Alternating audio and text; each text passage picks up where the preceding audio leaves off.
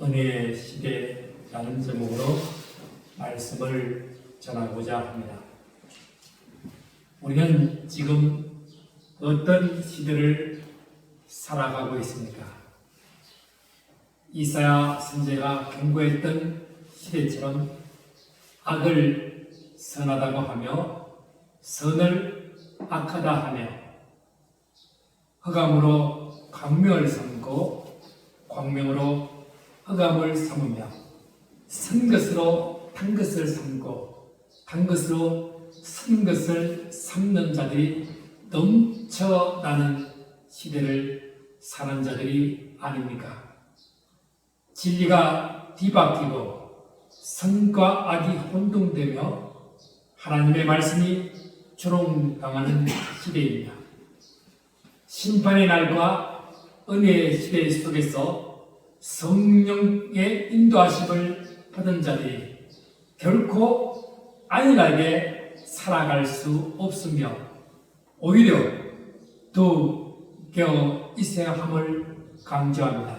그래서 히브리서 10장 25절 말씀 읽겠습니다. 모기를 하는 어떤 사람들의 습관과 같이 하지 말고 오직 그나여 그날이 가까움을 볼수록 더욱 그리하자. 여기서 말하는 그날은 단순히 미래의 어느 한 날이 아닙니다. 성경 전체가 말하는 하나님의 최종적 심판과 구원의 날, 곧 주 예수 그리스도께서 다시 오시는 날, 종말론적 완성의 날을 뜻합니다. 이 날은 소망의 날인 동시에 심판의 날입니다. 구원받는 자들에게는 영광의 날이지만 진리를 거부하는 자들에게는 심판의 되는 날이기도 합니다. 그러므로 그날을 생각하는 자는 삶과 방향과 태도가 달라야 됩니다. 하지만 히브리서 기자는 바로 이 시대 속에서 우리 믿는 자들에게 분명히 말합니다. 26절 읽어보겠습니다. 우리가 진리를 아는 지식을 받은 후 진직 죄를 범한 적 다시 죽지 않은 제사가 없고, 진리를 아는 지식은 단순히 정보나 교리의 이해가 아닙니다. 이는 예수 그리스도의 복음을 성령의 조명으로 인격적으로 받아들인 상태를 말합니다. 그래서 고린도전서 2장 10절에서 12절 말씀에 오직 하나님이 성령으로 이것을 우리에게 보여주셨으니 성령은 모든 것 곧 하나님의 깊은 것까지도 통달하신다. 사람의 일을 사람의 속에 있는 영 외에 누가 알리요? 이와 같이 하나님의 일도 하나님의 영 외에는 아무도 알지 못한다. 우리가 세상의 영을 받지 아니하고 오직 하나님으로부터 온 영을 받았으니 이는 우리로 하여금 하나님께서 우리에게 은혜를 주신 것을 알게 하여 하심이라고 말씀합니다.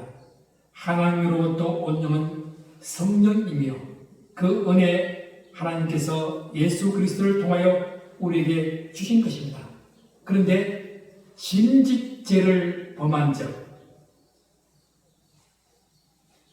진직죄를 범한다는 것은 고의적으로 지속적으로 하나님을 거스르는 삶을 의미합니다. 이는 실수나 연약함이 아니라 알면서도 죄를 택하는 상태입니다. 유다서 1장 4절에 은혜를 방탕의 기회로 바꾸는 자들에게 대한 경고입니다. 은혜의 시대에 사는 우리는 결코 그 은혜를 값싼 것으로 만들어서는 안 됩니다. 은혜는 값없는 것이지만 결코 값싼 것이 아닙니다. 예수 그리스도의 속죄를 거절한 자에게는 더 이상 대안이 없음을 강조합니다. 성령의 은혜를 이번 예수의 보혈의 능력을 체험한 자들이 그 복음을 짓밟고 떠날 경우 그들에게는 다시 속죄하는 제사가 없다는 것입니다. 그래서 이사야서 5장 19절에서 23절은 그들에게 말하기를 그는 자기 일을 속히 이루라. 우리가 보게 하라. 여호와의 말씀을 업신여기며 악을 선하다 하며 선을 악하다 하며 거짓을 진리로 포장하는 세대를 책망합니다. 오늘 우리는 자유민주주의가 흔들리고 가짜 뉴스와 선동 정권에 대한 맹목적 추종과 반대가 진영 논리로 치닫는 상황에 놓여 있습니다. 이럴 때 그리스도인은 중립에 있어야 할까요? 아니면 적극적으로 진리편에 서야 할까요? 마태복음 6장 33절에 너희는 먼저 그의 나라와 그의 의를 구하라. 하나님의 나라와 하나님의 정의로운 질서가 우리가 선택할 기준이 되어야 합니다. 정치적 이념보다 하나님의 공의와 사랑이 더 근본적입니다.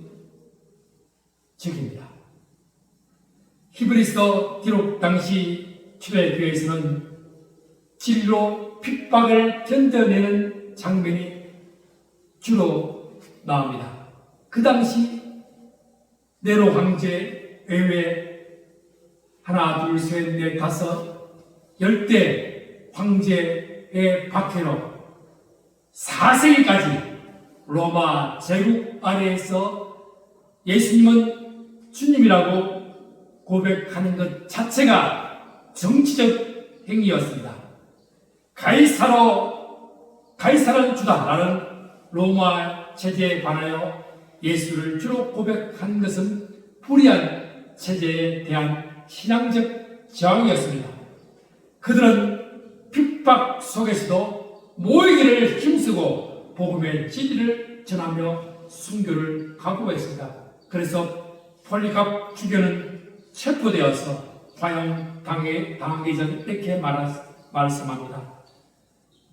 86년 동안 나는 그분 예수님을 섬겨왔고 그분은 내게 한 번도 잘못하신 적이 없는데 어찌 내가 나의 왕을 배신할 수 있습니까? 중세교회는 권력을 장악하고 예수님이 없는 예수님을 형식으로 위장되어 세속 권력과 결탁하여 타락했을 때에 말씀의 진리를 회복하고자 하는 개혁자들이 등장합니다. 유콜리파, 야누소, 루터 등은 부패한 저들에 맞서 말씀으로 돌아갈 것을 외쳤고 종교개혁의 불꽃이 일어났습니다. 마르틴 루터가 1521년 보름서 제국의회에 말합니다. 내 양심은 하나님의 말씀에 사로잡혀 있습니다. 나는 철회할 수 없습니다. 내가 여기 서 있습니다. 하나님의 나를 도와주시옵소서. 지금 현대에는 진리의 가치가 흐려지는 시대입니다. 산업화, 세속화, 포스트 모더니즘의 진리 자체가 상대화되고 있습니다. 교회는 성경을 위해 대중의 비위를 맞추는 메시지에 치우치고 정치 권력과 거래하기도 합니다. 그러나 그럴수록 진리를 외치는 음성은 더 필요합니다. 디트리트 보네프는 히틀러 정권의 침묵한 독일 교회를 꾸짖으며 결국 나치에 의해서 처형당했습니다. 값싼 은혜는 죄를 용서하지만 죄인을 바꾸지 못한다고 했습니다. 예수 그리스도의 진리에 따라 모이기를 힘쓰는 공동체가 되어야 합니다.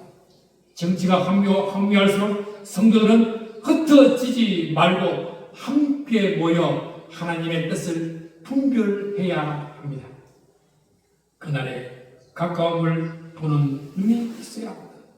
성령은 모든 진리 가운데로 인도하십니다. 우리는 정치적 논쟁보다 성령의 인도하심에 민감한 삶을 살아야 합니다. 진리는 단순히 교리적 정답이 아니라 삶의 방향과 행실이어야 합니다. 우리는 정권 거처나 정권 연장이든 인간 지도자에게 궁극적 희망을 둘 수 없습니다. 오직 부활하신 예수 그리스도가 세상의 참된 주권자입니다. 그분의 길은 고난의 희생, 고난과 희생 그리고 부활의 영광입니다. 히브리서 10장 29절 말씀 읽겠습니다. 하물며 하나님의 아들을 짓밟고 자기를 거룩하게 하는 언약의 피를 부정한 것으로 여기며 언약의 성령을 높이게 하는 데가 형님이 받을 형벌은 얼마나 더 무겁겠느냐. 너희가 생각하라. 하나님의 아들은 단순한 인간 예수가 아니다. 하나님의 구속사의 중심이신 그리스도를 가리킵니다. 그분을 짓밟는다는 것은 발로 짓누르며 모욕하고 가치를 완전히 무시하는 행위를 가리킵니다. 이는 예수 그리스도의 인격과 사역을 고의적으로 모독하는 행위입니다. 단순히 복음을 외면하는 수준이 아니라 의도주의고 반역적인 태도입니다. 진리를 알고도 왜곡하고 예수의 이름을 정치적 수사나 이익의 도구로 이용하는 행위는 오늘날에도 동일하게 하나님의 아들을 짓밟는 것입니다. 자기를 거룩하게 한 언약의 피를 부정한 것으로 여기고 언약의 피는 예수 그리스도의 십자가에서 흘리신 피로 새롭게 말씀하신 약속의 중심이며 믿는 자를 거룩하게 하는 유일한 근거입니다. 그래서 에베소 1장 7절 말씀에 우리는 그리스도 안에서 그 은혜의 풍성함을 따라 그의 피로 말미암아 속량 곧 제사함을 받았습니다. 복음의 본질은 무시되고 십자가를 교리로만 말하며 삶의 변함없이 정치적 사회적 이익에 이용하는 자들이 많습니다. 은혜의 성령을 욕되게 하는 자입니다. 요한복음 16장 13절에 그러나 진리의 성령이 오시니 그가 너희를 모든 진리 가운데로 인도하시니 그가 스스로 말하지 않고 오직 들은 것으로 말하며 장래일을 너희에게 알리시리라.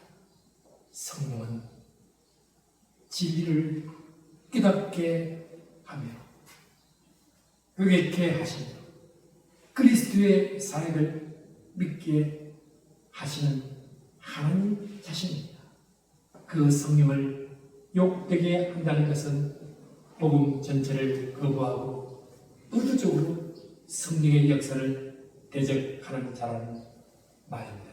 그래서 이사야서 63장 10절에 그들이 반역하여 주의 성령을 근심하게 하였으므로 그가 돌이켜 그들의 대적이 되사 신이 그들을 지었더니 하나님의 은혜와 인도하심을 체험한 자들이 고의로 반역했을 때 하나님은 그들의 심판의 대상을이라고 간주합니다.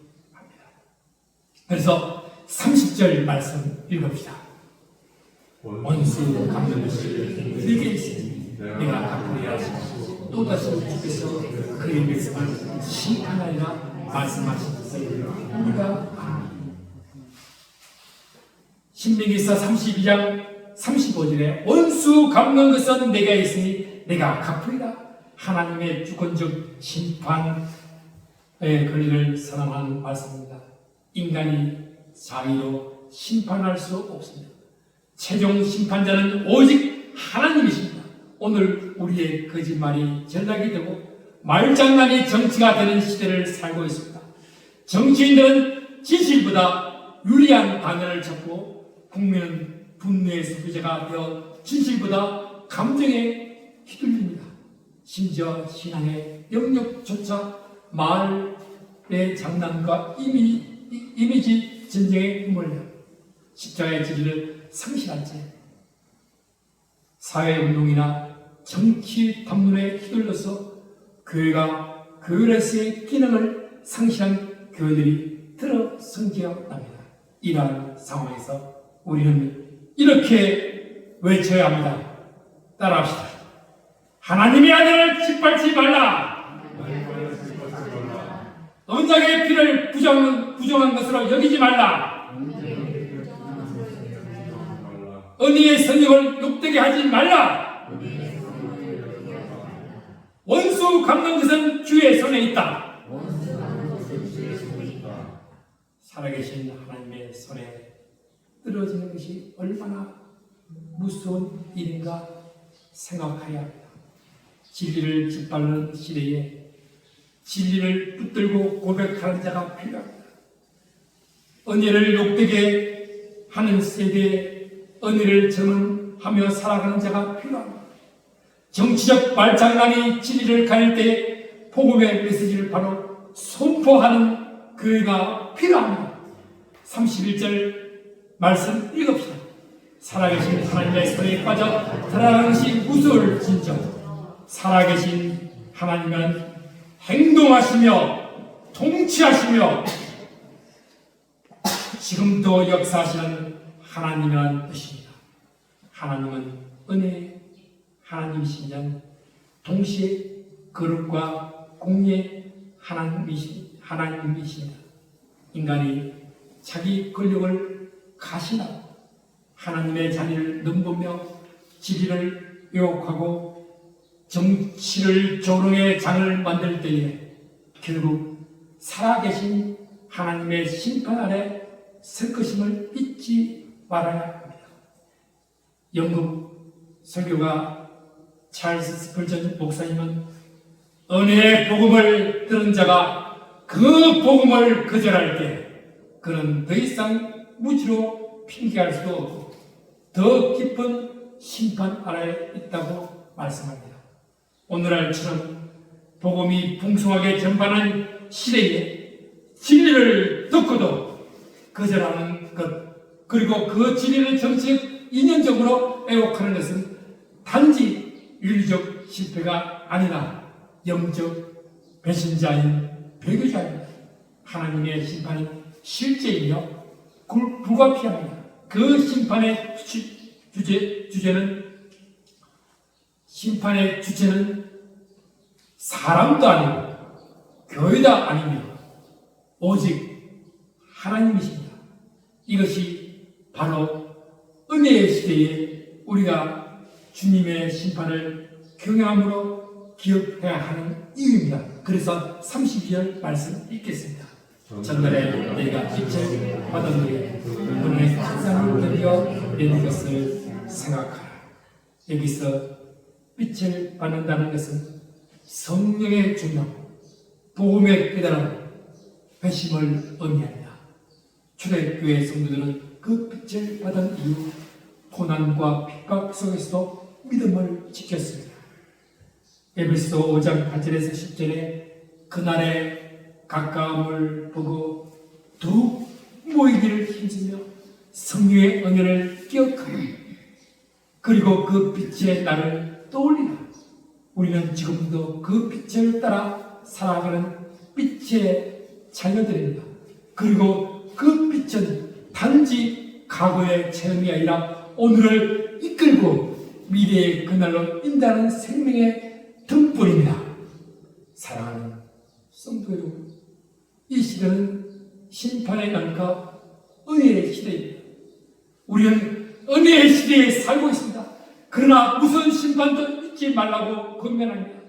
은혜의 시대를 누리되 은혜를 값싸게 여기지 말라. 성령의 인도하심을 따르되 성령을 거역하지 말라. 빛을 따라 살아가되 어둠에 물들지 말라.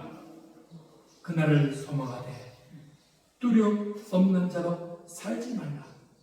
우리는 빛의 자녀로서 그리스도의 피로 새롭고 산 길을 얻는 자들입니다. 우리는 진리의 사람이 되어야 합니다. 우리는 성령의 인도하심에 따라 판단하고 행동해야 합니다. 우리는 초대교회의 성전, 중세의 개혁정신, 현대의 거룩한 분별력을 이어가야 합니다. 그날이 가까움을 볼수록 우리는 더욱 예수 그리스도의 말씀을 따라 성령의 인도하심으로 나아가는 성도들이 되시기를 축원합니다. 주여, 그날이 가까움을 보며 더 기도하게 하시고 진리를 아는 자로서 다시는 죄와 타협한 길로 가지 않게 하시고 성령의 인도하심을 따라 끝까지 믿음의 경주를 하게 하여 주옵소서. 주님, 주의 피를 헛되이 여기지 않게 하시고 성령의 은혜를 욕되게 하지 않게 하옵소서. 주의 손으로 오지 않는 살아계신 하나님의 자녀로서 빛 가운데 행하여 주시옵소서. 예수님의 이름으로 기도합니다.